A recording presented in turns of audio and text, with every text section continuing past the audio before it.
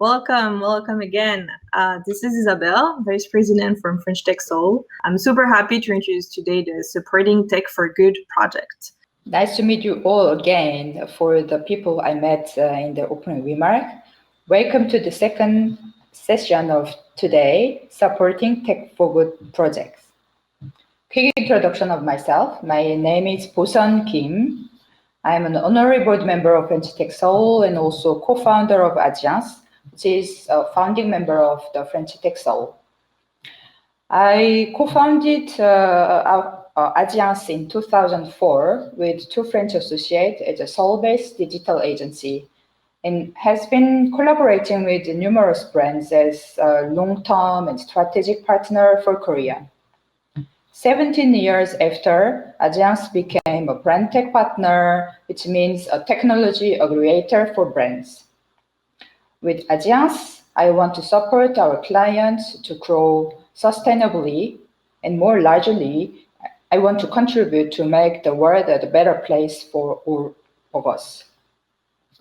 And I'm really happy, excited to be on the stage with today's four speakers. Actually, there are three from France. I worked from the beginning of this Tech for Good Summit idea, and some of the three people from France I tried to invite for the first session, first edition of French Tech in 19, and we couldn't make it. And finally, online, we have three of the people. So Santiago LEFEBVRE from ChangeNOW, and Mélanie MARCEL from SoScience, and Félix ASSOULY from Ashoka, France. And I have also on the other side of the world from Singapore, SHIN here. So we have four experts supporting startups and many different organizations for Tech for Good project and initiative. So yeah, I gave some context how I'm here as a moderator. In the opening remarks session, I quickly mentioned, but I guess many of you were not there. So I was shared my experience of participating first French Tech Community Summit in 2019. And I could also participate in Viva Tech, where I met some people, organize another big event only for impact and tech for good and social. So it was experience for me opening my eyes, and I learned so many things. And we became partner, and I bring 3 Korean startups to this event, ChangeNOW. Santiago will tell more about it. And there I met Mélanie. But Mélanie talking on the stage, and it was amazing. But who introduced me to Mélanie for the first year of the event? It was Félix working at Ashoka. We worked together to design a full idea of this Tech for Good Summit, linking Korea, France. So with this background, I would like to start with Santiago to hear your introduction of yourself and the event you are preparing in few days in May. I heard that there will be a lot of speakers. So Santiago, do you want to go for your sure. part? Well, I'm very glad to be here with you today. So very quickly, who am I? I'm Santiago. I'm the founder and CEO of ChangeNOW. And just in one sentence, ChangeNOW is the largest event for the solutions for the planet in the world. And so what we're living is a totally fantastic adventure, because we started in 2017, just like a bunch of entrepreneurs, citizens, just willing to have a big impact in the world.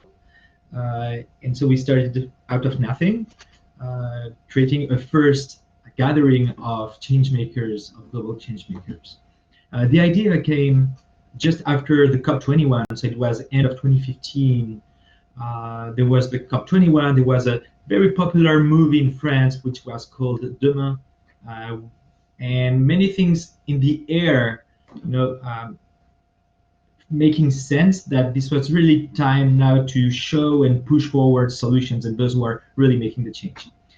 And starting from there, well, it was just a question of how to federate a full ecosystem of entrepreneurs and gather around them investors, media, corporate partners, governments, cities, everything that is needed to really push the solution forward. And we did a first edition, which happened at Station F, the huge incubator here in Paris, with 2,000 participants over 2 days. And this was a first success because we had from this edition first proof that this kind of gatherings was really helping solutions with new contracts, new partnerships, etc. So we decided to move forward. We did a second edition 1 year after in 2018. And then we did the last one in January 2020, third edition, which was a huge edition that we wanted to really create like a World Expo of innovations for the planet. So we gathered 28,000 participants, 1,000 solutions from around the world. This was a totally dreamy moment, I think, because this was really the vision we had and we hoped for at the beginning, and that just happened with a lot of cool stuff, like a law that has been changed because a minister came and met with the right solution. There was also a new fund that has been created because they found their first funding at ChangeNOW. So a lot of great, cool stories that for us was, well, explain why we did all that and why we put so much work into it. And just here, if we want to make it pretty synthetic, the 4 main issues we try to solve at ChangeNOW are the fact that we are facing 4 equations at the same time. First, there is the climate equation. How can we reduce CO2 emissions? How can we capture and capture some of them also? The second one is the resources. Today we are eating up the resources of the planet in just 6 to 7 months. Okay. So we are definitely over-consuming our resources. So how can we manage that with circular economy, with a more sobriety and elements like that? Third one is the biodiversity crisis. So how can we really relieve the pressure on biodiversity? And the fourth one is the human factor. How can we make this transition inclusive of everyone? How can we make that we are not just changing the tools or the business models, but also the mindset of people? So they are much more linked to nature, to one another, to generosity and values like that. So this is just to sum up I would say the big 4 pillars on the editorial aspects. And then if we go inside, well, at ChangeNOW you will see a lot of solutions for cleaning up the ocean, helping refugees, developing a better education, the One Health also concept. How you manage to have a good health for human beings as you have at the same time a good health for environment and animal life. Okay. So a lot of topics. We also have arts, like a movie festival where, well, we just announced this morning, so I can just share the news also in here in Korea, in Seoul, that we will host the world premiere of the last movie with David Attenborough. So it will be just at the last day of ChangeNOW as a closing movie of the event. So we're very happy to have also this kind of elements that goes just beyond meeting with entrepreneurs, but finally opening minds towards wisdom and other mindsets. Well, I won't take a lot of time, so I'm also eager to hear what my friends have to say here after. But very quickly, on the program this year, so it's the first time we do a digital edition. This will happen the 27th, 28th, and 29th of May. Well, this has been a huge challenge, I think, to move such an event from in-person event to a physical event. But I think that this was, well, we really wanted to keep our commitment to be there at those dates. Because what happened also during the last 18 months is that we've seen a lot of meetings in the global agenda for transition that were just postponed or canceled, like the COPs, like the IUCN summit. And so we said, no, we need to be here, we want to be here, and really push forward the solutions, whatever happens. So we stick to the plan. And so this year, so it's totally free of access, because we really wanted to make impact totally accessible to anyone on the planet. We'll have around 500 speakers with several stages going on, and speakers will be like from Justin Trudeau to Nemonten and Kimo, who is a chief leader in Amazonia, to a lot of change makers, Tom Saki, and many others. We have a lot of surprises for you there. So I will finish just with that. I invite you all to join. We're preparing that for a long time, and let's have this impact together, because creating this platform is really to make some collaborative work. I think that this is really the next step for the Tech4Good scene.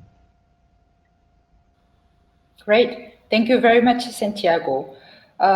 Before going to the next speaker, I would like to ask some more questions. Opening, I was in a little hurry, and I think my introduction was a little too short. If I may, I want to ask you to learn more about your organization, because I was attending the physical summit in 2020. I saw the scale, I saw the quality. It was really, really beautiful.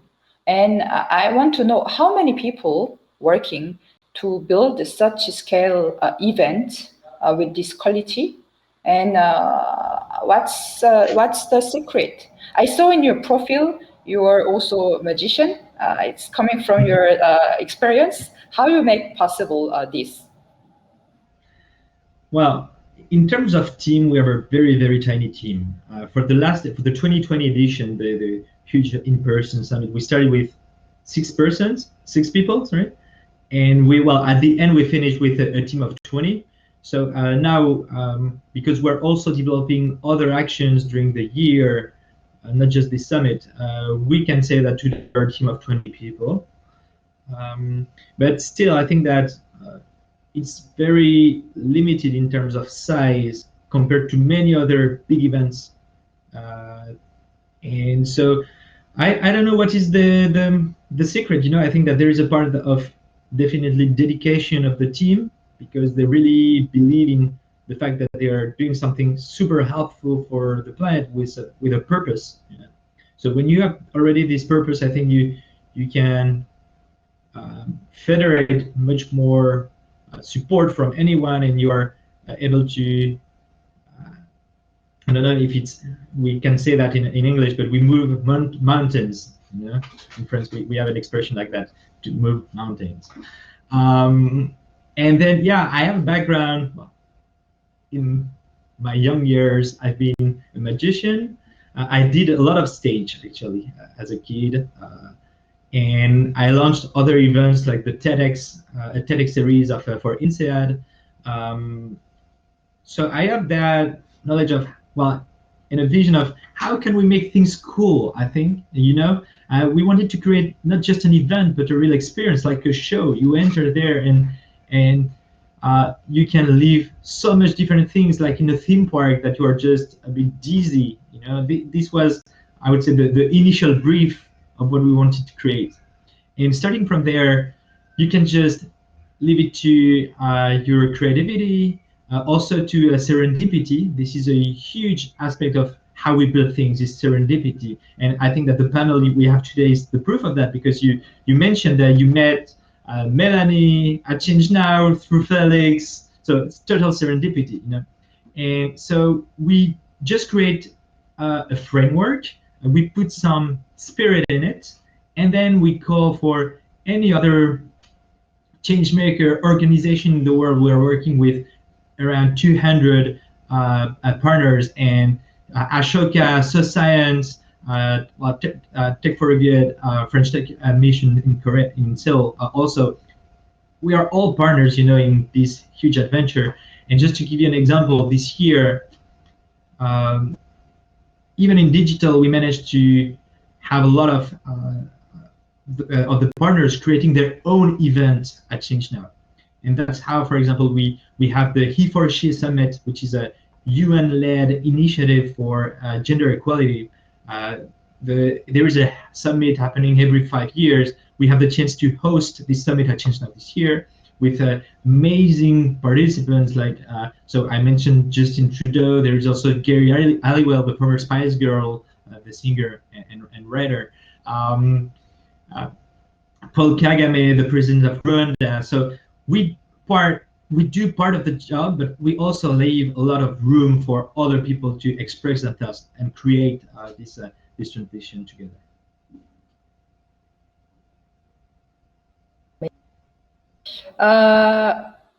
Still, before going to Félix, I want to ask one last question related to everything you explained. So I saw some of magician job there to build everything, but we are also working for this summit.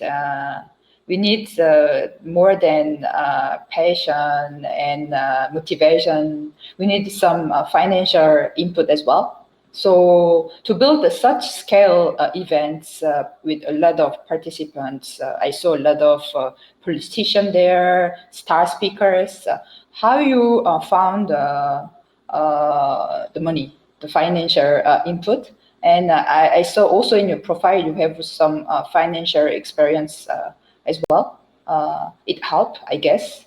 And can you give us also some advice for the people working here in Korea also to build similar projects?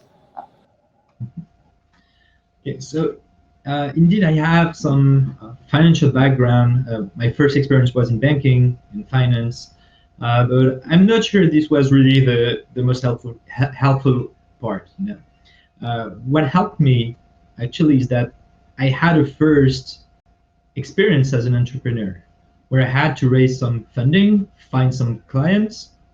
Actually, this is the first source of revenue, is customers, you know? And so we started ChangeNOW, and we did the 3 first editions without raising any money. We started just with our own savings. We didn't have any much, just enough to pay the rent of the first edition at Station F. But we put our money into it. We were totally believing what we were doing, the fact that this had to happen. Well, at some point we were really at the brink of not having any money to go on, but we keep faith. We went to banks. We did some credits first, small ones, and as we really started to have a lot of traction, then at the end of the 3rd year, we did a fundraise. But this was totally an organic process. And on the other side, also when you are an entrepreneur, and I come also from a family where we didn't have a lot of money, you know, and so you learn in your culture to bootstrap and to spend wisely your money. And I think that also this is key when you're starting something. You can just, well, you have to do that wisely. And we also made some elements clear, is that there were a lot of things for which we can definitely put some budget because it's normal. But on our side, we can't afford paying star speakers or having people flying from the other part of the world. And so what we'd say usually is that ChangeNOW is not it's not an event with a lot of money, but it's an event with a lot of value. And if what you want is to have some value and meet and connect with some people, then you can come, and people are coming by themselves to the event because they want to be part of this community and create value together. Great, thank you very much. About this value thing, I want to come back later after hearing other speakers as well. For the people who want to see how it was looked like the summit in 2020 of ChangeNOW, Felix kindly shared the link with some picture. So please check, because it was really, really amazing. So now the second speaker, I want to invite Sang, and I want to introduce Sang in a few lines. In the beginning of the session, I explained to the audience how I met those three French guys.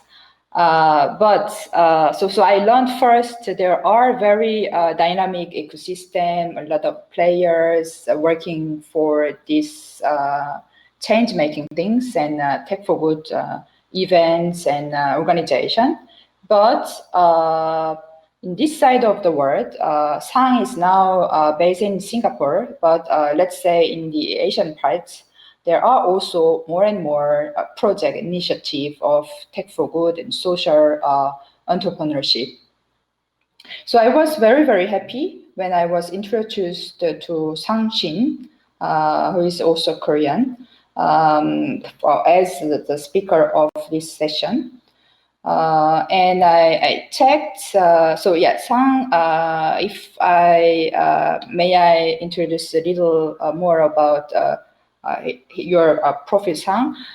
Currently, Sang is a director of digital innovation in Temasek, where he creates HyperX, one of the world's first hackathon accelerator focused on sustainability, and provide startup a pipeline to masterize raw idea up to the Series A stage. And Sang has a lot of different experience of having his own startup and work also in a bigger corporation. But I want to hear more from Sang, what you are doing, if I can ask in advance question, why you decided to do all of this in Singapore and not in Korea. Just curious, and I would like to invite you, Sang, on the stage. Thank you. Thanks, Bosun, for that introduction. Look, before I begin or say anything, first I want to just say how happy I am to be involved in something like this. I mean, you know, you got France, you got Korea, you got Tech4Good. I mean, what could go wrong, right? Famous last words. But you know, this it means a lot to me because number one, you know, this global connection, I really feel like is important. I myself, yes, I'm Korean. Both of my parents are Korean, but really I was born in the Philippines. That's where I grew up. I spent the first 18 years of my life in that country before I went to the United States to study at a university. And then from there, I hopped around quite a bit, and 5 years ago decided to come back to Asia. And I'll get to why Singapore and not Korea later. But you know, the global community is shrinking. It's despite COVID, and even despite COVID, now we have, you know, like this, a virtual session where people around the world get together. And I think that's immensely important in our future. Given what's going on with the challenges we face as humanity, right, as a human race in this planet. I think if I were to just quickly talk about my background, I don't want to talk too long about it, but after the experience I had in the Philippines actually really helped shape my life going forward. It's a developing nation. It's not a very rich country. And I was able to see the struggle. I will never forget one time we had a field trip and we visited some farmers who were doing illegal logging on a mountainside. And it was clearly not a good thing. When you chop down all the trees on a mountain, you create water that just flows over and you get landslides. And the farmer knew exactly what he was doing, and he knew it wasn't good, right? And then he said, but look, I have a 2-year-old and a 3-year-old. I need to feed them. They're going to go hungry if I don't do this. And so he was forced to do something he knew he wasn't doing well for the environment. And that to me really impacted me. And that was actually the reason why I decided to study environmental science and economics during my university days, because I thought I was going to master them and I was going to save the world by figuring it out. How wrong was I? Because as I studied more of it in classrooms in university, I realized this is an untenable problem. And I basically came to the conclusion, I was like, hey man, unless I become Mahatma Gandhi and I get everybody convinced to do this is not going to work, right? Everybody needs to come together. And from there, I kind of got disillusioned, to be honest. And I was always good with technology, and I built a career in investment banking and management and technology. And that was about a good 20 years of my life, ending at some hedge fund somewhere in Connecticut. That's when I hit midlife crisis and ditched all that and went out to Silicon Valley and created a bunch of startups. And that actually taught me a lot about entrepreneurship, innovation. At one point, we actually went viral with one of the startups and actually ended up getting banned by Apple, who kicked us out because we were disrupting this was 10 years ago, but we found a way for people to monetize their data so that Facebook and Google wouldn't take all their data and sell it behind their backs. And we built a platform where you could get paid for your data to see an advertisement on your phone. Apparently, that struck a lot of nerves, and yeah, we ended up getting kicked out. But that's why I actually left the United States after that episode. And why Singapore and not Korea? I thought, look, coming from Southeast Asia, growing up this region, I knew that it is a struggle for the environment. And to be honest, I thought there was going to be, and it has shown since I've come here, a lot of growth potential for the startups and entrepreneurship. We now, in the past few years since I've been here, seen things like Grab and Gojek, these decacorns coming up with 40+ billion dollar valuation specs potentially on the line. And I think that's only going to continue to grow.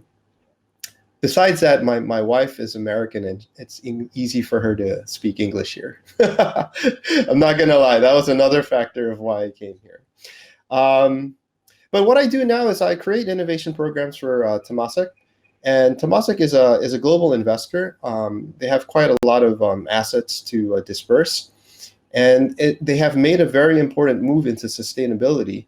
Most recently, they announced their partnership with BlackRock, seeding $600 million into a venture. They're going to grow that to $1 billion by the end of the year. Earlier, they did a $500 million deal with Leapfrog. So there's a lot of assets and money being pushed into this space. My role within the company is to build innovation programs so that we can, from the bottoms up, see what kind of technology and innovations are on the horizon and how we can identify them and help them so that they have a chance at making change. So that's officially what I do on my day job. At nighttime and on my weekends, I build alliances, and we try to create thought leadership. So, and I'll leave it with this: the one of the ones that we're actually going to really share it soon with the world is an alliance for the innovation by sustainability intersection. So, practitioners who are experts in innovation and also experts in sustainability. We have come together. There's about 40 to 50 of us around the world. And we have created a manifesto. And it's essentially not too different from the Agile manifesto that became what we know today as Agile, but essentially a new way of thinking, a new mindset on how to do innovation for sustainability, because you can't do what we used to do for like Airbnb or Uber and apply it to sustainability. It just doesn't work. It's very different. There's different time horizons. There's different sources of funding with different expectations of those funds. There's different measurement of success. There's a whole slew of things that don't apply when it comes to sustainability. And so we've crafted a manifesto with some key principles that we plan to share with the world.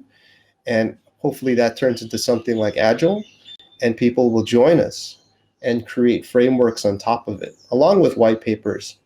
And also we go back to our own program. So each one of us runs an accelerator for whatever organization, the World Bank or whatnot. And we'll go back and we'll apply our principles to the programs that we're running. And we hope that this will change, or at least help change our progress towards making, as Santiago was saying, impact in the issues that we face today. So that's basically what I'm doing, both at work and at night, and my background and where I came from. So happy to share that with you, and happy to answer any questions or engage with anybody who has anything to share. Thank you. Thank you very much, Sang. I'm checking time is going on, so I would like to call Felix first and keep the time for question for to be safe, to hear and list everyone. So yeah, Felix, a quick introduction also for you. Felix is an expert in social entrepreneurship. After social entrepreneurship development, after working at Library Without Borders, he joined Ashoka to help social entrepreneurs reach system change in their sectors.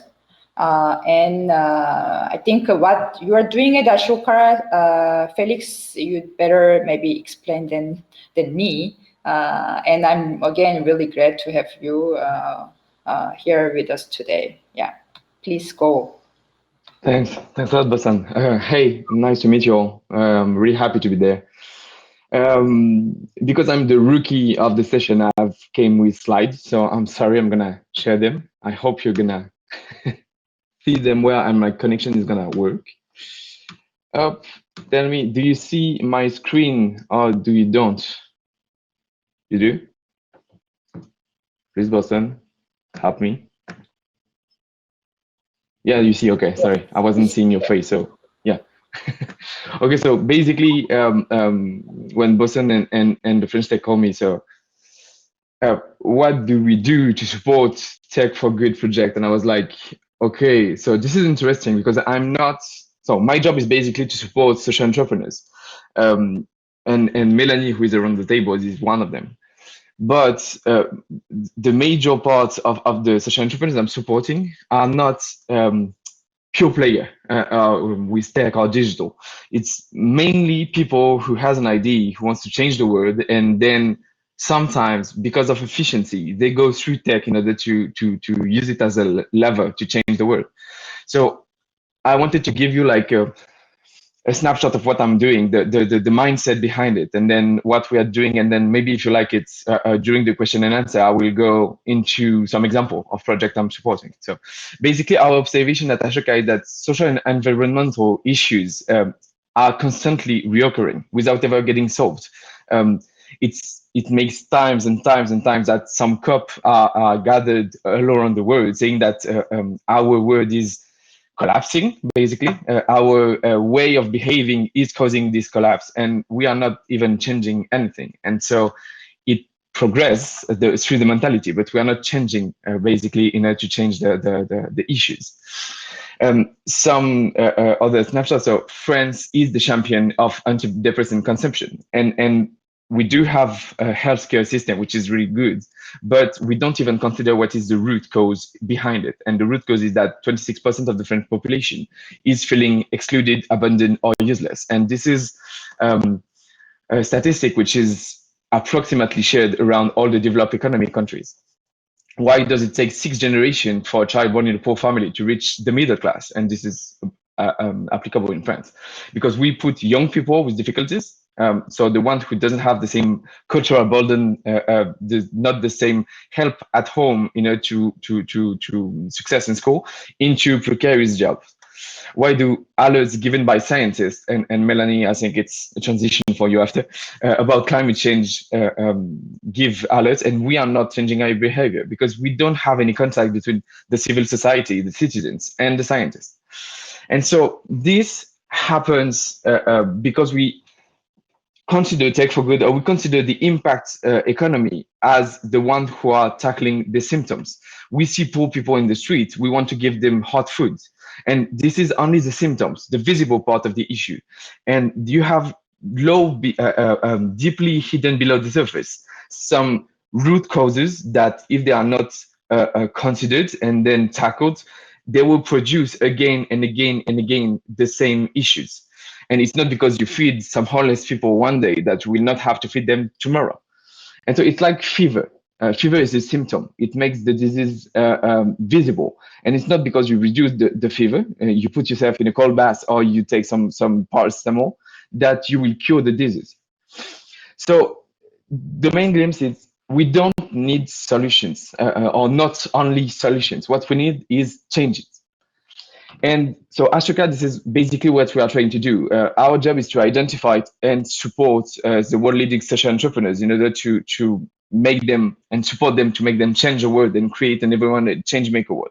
So if you need some statistics, basically, so Ashoka has been created around 1981, so 40 years old now, mainly in India at the beginning and North America. And then today it's in 91 countries all around the globe. So you see that there is some blank spot, and we are trying to cover that. And our job is always to select and then support social entrepreneurs who have the potential to change the world. So in Europe, we have 546 fellows, Ashoka fellows, and in France, we have 72 of them. And so Mélanie could tell you about how long is the process to be selected, and the fact that when you are selected, you enter a community, which is the Ashoka Fellow community, and then you are there for life. As long as you want to change something, you can find support in the Ashoka community. So basically what we do to support them. So my job is basically to challenge social entrepreneurs we have selected and help them to identify what is the system who produced the issue they are tackling, and how it is produced. That question something. What is a system? So a system, if I can give like kind of a little introduction or definition, is a system is something dynamic. So you cannot really put borders around it, but it's something you create by your mind. So a system is composed of five kind of elements. So basically resources that enters the system and that makes it run. So it can be competencies, it can be money, it can be infrastructure. After that, you have some roles. So actors who are doing something inside the system and who are interacting between each other. And so this is the second one, the second item, so roles. And then they have relationship who are interconnecting them. And by the interaction of those roles through relationship, who are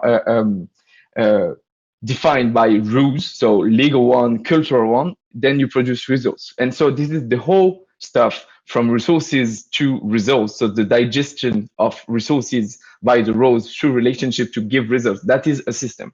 So for example, you can have major system like the I don't know, the mondialized consummation of goods system, or you have really little systems like I don't know, my neighborhood's way of transaction, the transaction through my neighborhood of friends.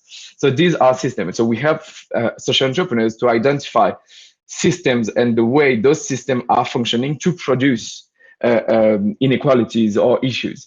And then we have them, or we support them, and then we challenge some strategies to tip those system change. So we say, for example, if I take, I don't know, my district system, I know that people, the homeless people are not included because most of the interaction into my neighborhood system is mainly transactional. It says I go to the bakery, yeah, really French, in order to buy a baguette, and then I come back to my home, and the only interaction I had with somebody was something which was I pay for a good that I get, and I have no other interaction. And so this is a system, and I know that the main trouble, the main lever in order to change the way we are interacting all together would be to change the nature of the relationship we have between people inside my neighborhood. If we have some relationship which are not guided by a transactional objective, maybe we can be more inclusive. Maybe we can change the way we interact with each other and then be more inclusive for homeless people in my district. And then, so when we have identified that, we help the entrepreneurs to build strategy in order to change, to leverage those levers in order to change the system.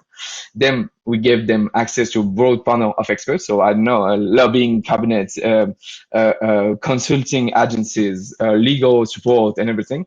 And then we connect them to the other fellows, so peer-to-peer community of system-changing social entrepreneurs, so they can exchange each other, give them advices on to how they manage to do this or that, or even build alliances in order to change the system quickly or more broadly.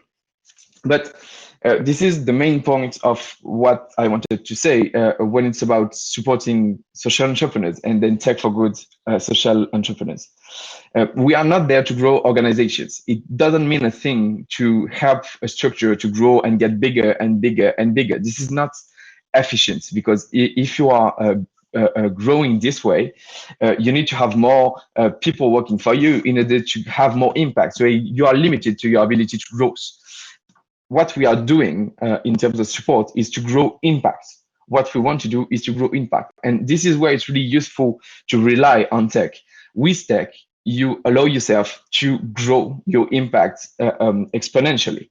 You can, for example, and I had like example, so I can go for one, and then we can go back with question and answer. But so Label V is one of the fellow of the social entrepreneur we are supporting, and so basically their idea, what they want to do is to prove that we can have an ecological way of living, and this ecological way of living is possible and desirable, and so they want to prove it through putting some structural living structures, so kindergarten, households, I don't know which one, schools and everything. So they want to push some new dynamic into these places in order to be more ecological. And they labeled the school or the kindergarten who has been entering this kind of dynamic. And they are doing that since 2011, and they have seen that there is tremendous impact once they are getting there. So impact on the ecological point of view, but also on the economical point of view. People who are in a kindergarten, for example, with ecological methodologies, they have less and less people who are working there who are absent because of disease.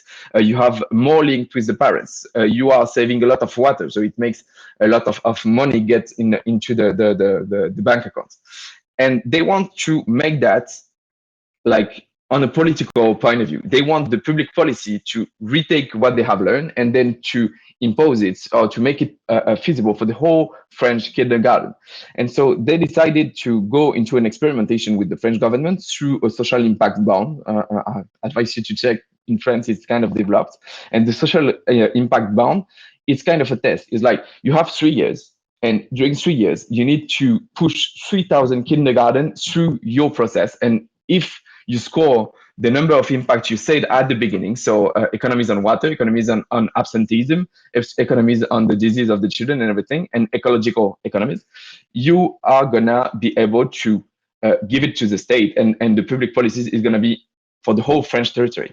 But those 3,000 kindergarten represent a height, it's like plus 470% of activity that they still have. So the main question was, how do Label V was able to reach this new step, this big step?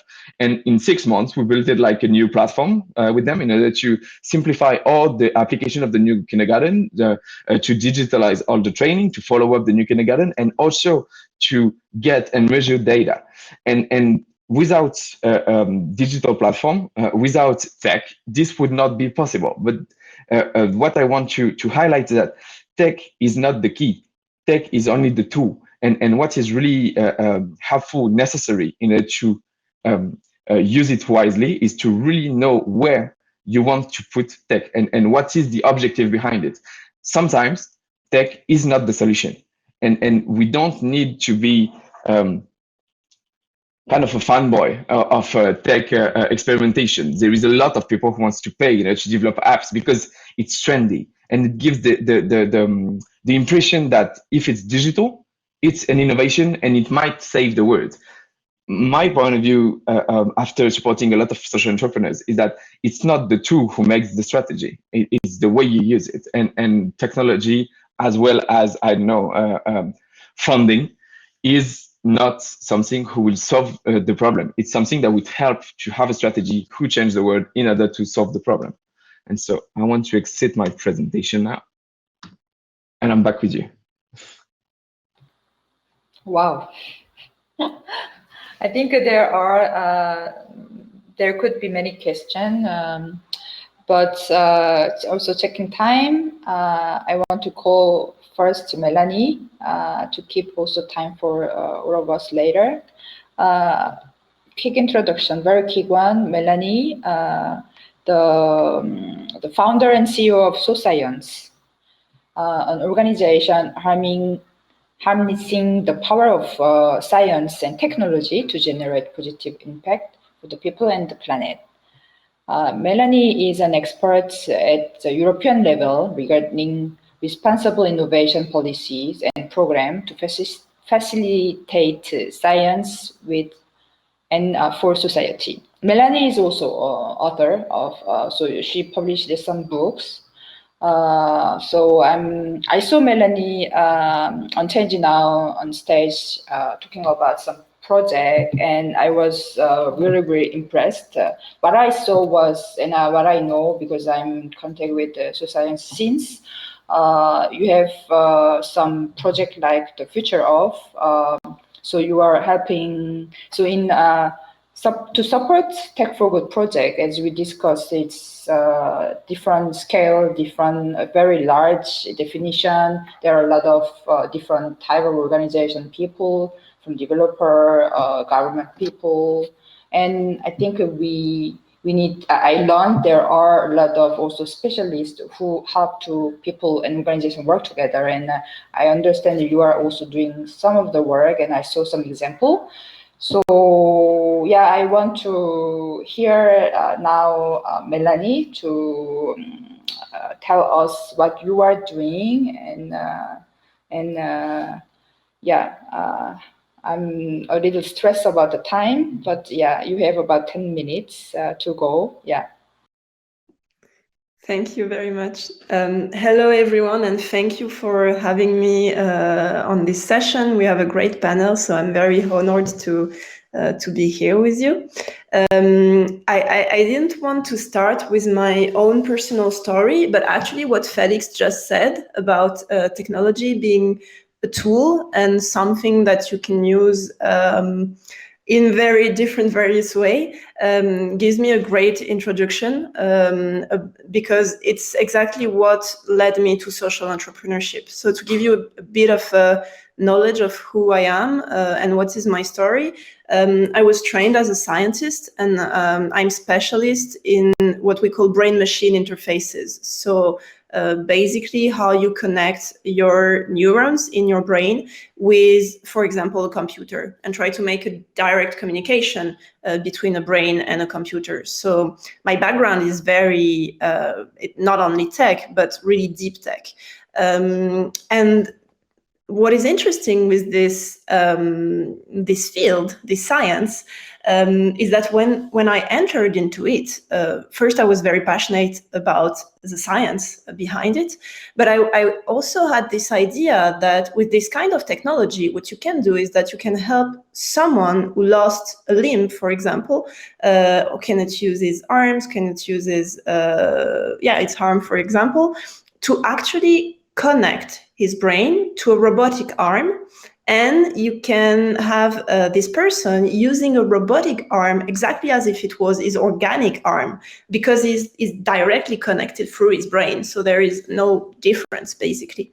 And I started really to enter this field with this idea that you can see it's a very healthcare idea, social idea, to help people, basically.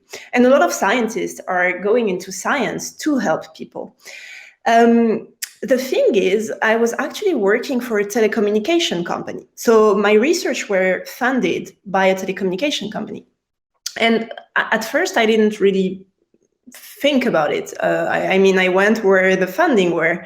And by discussing with my team and with my boss, I realized that the idea for this telecommunication company, the very reason they were funding the research, was not really to develop a healthcare technology.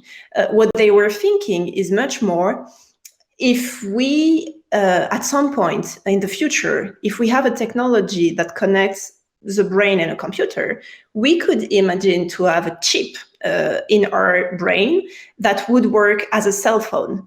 And so their ambition was to say, if this technology ever arrives on the market, we want to be the first one to actually have the patents and to know how it works and to have the better technology. And so I think it's a very interesting example, because first you see that, of course, and we all know that a technology can be used in various different ways, and this is a very good example of it. But you can go a bit deeper and realize that the people funding the research and the people developing and valorizing the results of the research will influence a lot how it is used and why it is used for. And maybe another thing that we can take from my story is the fact that scientists, like the brain maybe working in the lab, they don't always think about that. And I think it's very true for a lot of tech that is being developed. Most of the time we say, this is not my responsibility. Like, I'm doing the work, I'm advancing the knowledge of humanity, and then it's up to the world to decide what gets done with it.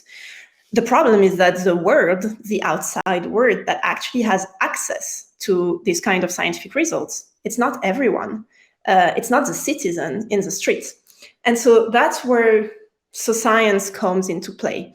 Our basic idea was to say, we need to give access to the next deep tech, to the next scientific revolution, to the people that really want to create for good impact, that want to have positive social environmental impact, or social or environmental. And so we started to enter into, how does the research system work? Who is funding it? Who has the capacity to actually develop a big tech and to actually become a big industry? And we realized that it's never the social entrepreneurs, or at least at time it was never that. We started back in 2011. And so at that time, even talking about tech for good, it was only starting. And it's the kind of community that we are seeing now becoming bigger communities, but that's really new, and it's great that it's happening. So to enter into the details, how do we support these Tech for Good projects, or these projects that are launched by social entrepreneurs but really need deep tech, really need science, really need connection to laboratories? It's this famous program that is called The Future Of. It's a program that SoScience, my company, developed in order to be really adapted to the research world. It's quite straightforward. Basically, for every program, we have one question, one problem that is at the crossroad of a scientific issue or a technical issue and a social or environmental issue. I can give you two examples. We are currently in our program, The Future of Urban Agriculture. And of course, you can see that there are clear social and environmental issues around urban agriculture. But it's also very scientific field. Actually, you have to understand the bacteria in the soils. You have to understand a lot of things on agronomy in order to do it right. So it's both social and scientific. Another program that we are almost finishing now, it's the future of packaging. It's the one I was presenting actually at ChangeNOW when we met. And so the future of packaging, again, as you can see, a huge environmental issue if we think about plastic packaging, but also very technical, because we don't use plastic just for the pleasure. We use plastic because it has very interesting material properties. And so you have to think, like, could we find a new material, for example? What kind of thing can we invent to actually continue having a good safety for the food products, for example, but not having this detrimental environmental impact? And so once we have the big subject that we want to tackle, we basically launch a call for application, a call for interest. It is worldwide, so anyone can apply. And the very big thing about this call is that the profile we are looking is really a mixed, because we want to foster collaboration. So you can be a scientist in a lab working on a new material. You can be a social entrepreneur based in Kenya and working on a new delivery model, for example. You can be someone doing public policy. You can be a big industrial, a company. And so basically we open the gate, I would say, to anyone. The only criteria is that the people have to really work on this issue. It can be in an NGO, it can be in a lab, it can be in a company, but we want people that are committed to help this particular problem. And it's actually their job. It's not something they do on the side. They're professional of the issue. So we do this call. We select 30 to 50 candidates. And then the thing that is a bit different is that we do not actually give an award to the best one.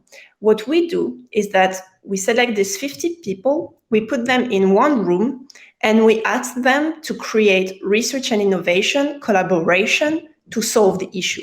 So no one is winning anything. What you are winning is that you meet people you would have never access to, and you start to creating things together in a fashion that is very innovative. Because, for example, on the packaging program, we have a scientist from a very big, very large company, multinational, working in the technical center, that decided to do a collaboration with a social entrepreneur from Kenya. And so you have this mix of people that don't have the same point of view on the problem, but both points of view are super important, and they're a part of the issue and they're a part of the solution. So when you start to put into contact and to make these matches between very different profiles that are driven by the same will of solving an issue, you start to have very, very interesting projects. So this is the goal for the future of. And I could enter in the question for that, but then we support the kind of collaborative projects that emerge from these programs, and the idea is really to give access to high-profile laboratories, science, to small social entrepreneurs that really want to change things, and we have amazing projects getting out of this collaboration. I will finish with one last word, which is that, as Félix said, this problem is huge. We will never tackle it alone. And so the way we thought about SoScience, we didn't think we are going to grow our company and like make this kind of program everywhere and launch 1,000 programs per year. It's not the way we view it. But we thought like the world needs this kind of connection, this kind of platform, this kind of program. So what can we do? And the idea that we had is to say, we will open this methodology because it works super well, and we will open to other people that want to replicate it. And so basically now we are running these programs based in France, but anyone in the world that would like to do something similar to support social entrepreneur can actually come to us, and we can make a partnership, and then we can start to spread. And so it's not only us, but it's everyone that likes the idea. So yeah, that's how we try to grow impact and support for Tech4Good projects, but without growing our own company, or not at the scale that maybe we could. Thank you very much. Amazing. Thank you very much, Mélanie. My heart is beating so fast, and I'm really regretting that we have now about 8 minutes. It's my fault of time management, sorry. We have one question from the audience. So speakers, if you can check with me, may I know what is the biggest obstacle for most entire to support Tech4Good project, and how are you as thought leader in your industry solving these challenges? Anyone of you want to answer about this question? I can maybe give something, and then if somebody wants to go after, I think it's like kind of a big question. So my point of view is that the main obstacle is about money. It's about funding. The thing is, it's not only about the amount of money available, it's about the constraints associated to the money given. When you're working in the social economy system, you always make the difference between two kinds of funding. So the restricted one and the unrestricted one. And basically, when you are talking about restricted money, it's money who is targeted into a specific program or a specific task.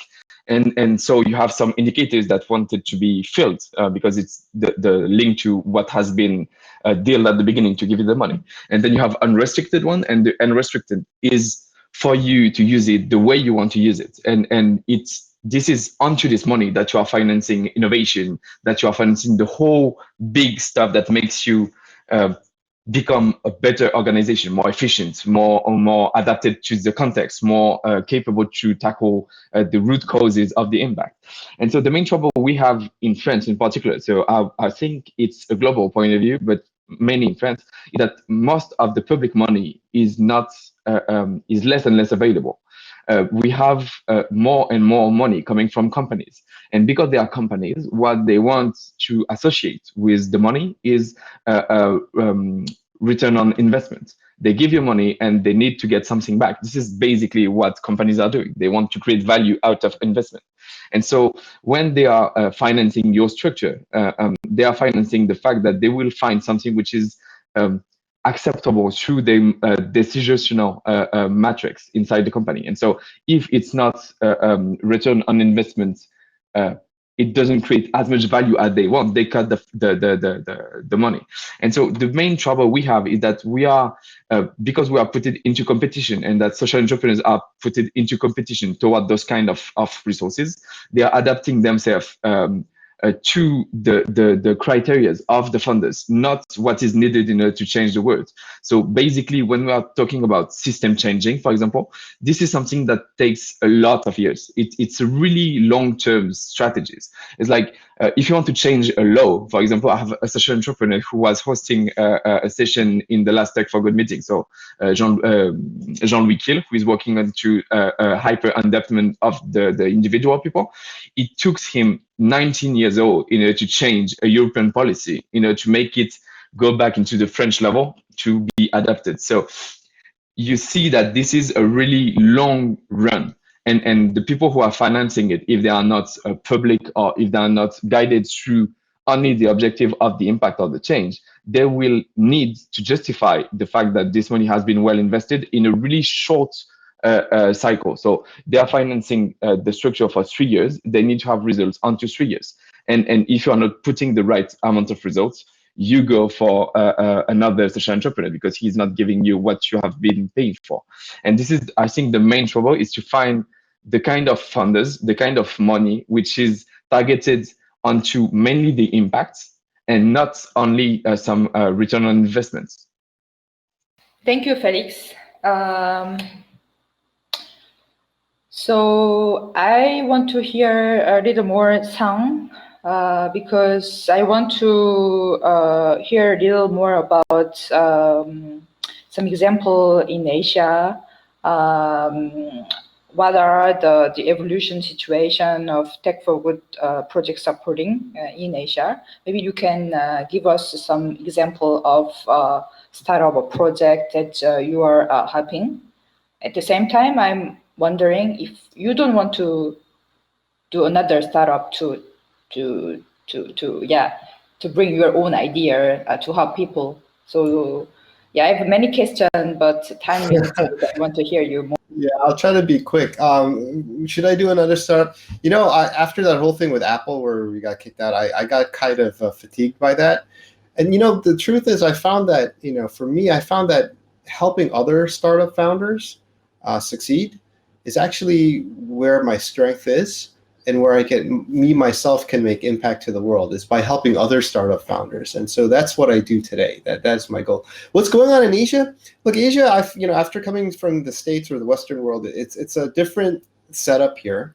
The sources of money is different. There's a lot of family wealth and family offices, along with venture capital, you know, in this part of the world.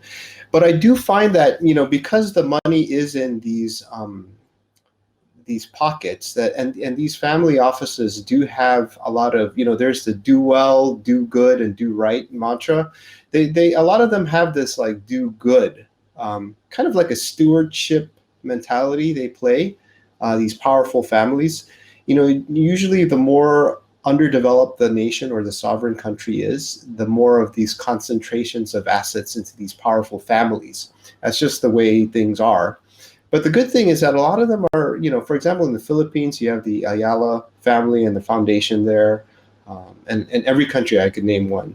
And they do a lot of family office investments into impact, you know, impact investing type of areas. So that's where you see the activities from. You also see that in multinational or multilateral institutions. You know, for example, the company I work at Temasek, there is a nonprofit arm to it called the Temasek Foundations, and they get a hefty amount of money every year from the parent company to do grants. The way they invest is through grants and through impacted funds, such as the ABC Fund, World Fund that we have. So those are the, that's in a very brief overview of what's going on here in Asia in that capacity. Thank you, Sang. So I was checking with Isabelle, the organizer, if we can take some more time. Seems like because the next is break, maybe we can move to lounge. I don't know if speakers can stay a little more with us, but I think it was so powerful, the stories and idea experience coming from four of you. I love to continue a little more. I think there are a lot of important insight and sharing about the major issue. I think we agree about the funding, the money, and how it's used. And talking with the four of you, supporting Tech4Good project, it's really important to connect all of our idea and powers, and it's already between France, Korea, and Singapore. And it was also very, very important for me. Felix and Mélanie talk about, it's not about growing organization, but growing impact. So I personally want to be part of it, and I think there are many people, and I think we need to work together. I love to help also ChangeNOW event of this year. I want to really encourage people who don't know yet ChangeNOW. It's amazing event. If Santiago or someone can stand a little more in the lounge, or even later, we are happy to share more information about this year event. And I think we need to really wrap up. But if anyone wants to say the last words, please go. Maybe I can like insist on what you just say about collaboration and really trying. I think we are moving from a more competition aspect in the entrepreneurial mindset to more collaborative.